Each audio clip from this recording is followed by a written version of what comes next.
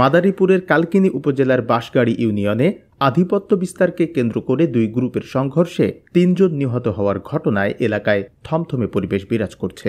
এ ঘটনায় এখন পর্যন্ত থানায় কোনো মামলা হয়নি, তবে দোষীদের ধরতে যৌথ বাহিনীর অভিযান অব্যাহত রয়েছে। এদিকে গতকাল সকালে হত্যাকাণ্ডের ঘটনায় ৩৬ ঘণ্টা অতিবাহিত হলেও এখনও কাউকে আটক করতে পারেনি আইন শৃঙ্খলা বাহিনী। নিহতদের লাশ আজ ময়নাতদন্ত শেষে এলাকায় দাফন করা হবে বলে জানিয়েছে নিহতদের স্বজনরা। এজন্য এলাকায় নেওয়া হয়েছে বাড়তি নিরাপত্তা। এদিকে হামলায় ইউপি সদস্য আক্তার শিকদারের ঘরসহ আশপাশের বেশ কয়েকটি ঘর ভাঙচুর ও লুটপাট করেছে প্রতিপক্ষের লোকজন। তাদের ভয়ে এলাকা ছাড়া সাধারণ মানুষও। যে কোনো মুহূর্তে আবারও সংঘর্ষের আশঙ্কায় আতঙ্কিত এই এলাকার সাধারণ মানুষ। যারা নিহতদের লাশ দেখতে এসেছেন তারা বেশিরভাগই দূর হতে এসেছেন। এ ব্যাপারে মাদারীপুর জেলা পুলিশ সুপার মোহাম্মদ সাইফুজ্জামান জানান, বর্তমানে এলাকার পরিস্থিতি স্বাভাবিক রয়েছে। নতুন করে সংঘর্ষ এড়াতে এলাকায় অতিরিক্ত পুলিশ ও সেনাবাহিনী মোতায়েন করা হয়েছে।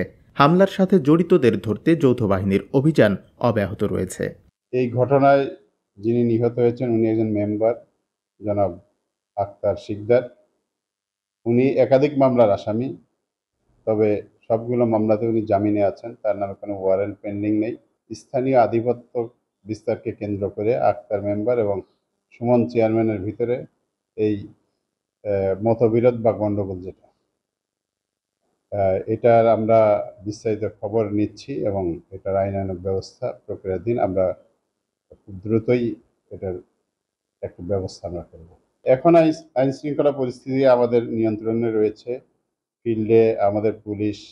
উল্লেখ্য, গতকাল ভোরে আধিপত্য বিস্তারকে কেন্দ্র করে মাদারীপুরের কালকিনি উপজেলার বাঁশগাড়ী ইউনিয়নের চেয়ারম্যান মুস্তাফিজুর রহমান সুমন ও একই ইউনিয়নের ৮ নং ওয়ার্ডের সদস্য আক্তার শিকদারের লোকজনের সংঘর্ষে ইউপি সদস্য আক্তার শিকদার, তার ছেলে মারুফ শিকদার ও তার সমর্থক সিরাজুল চৌকিদার খুন হন।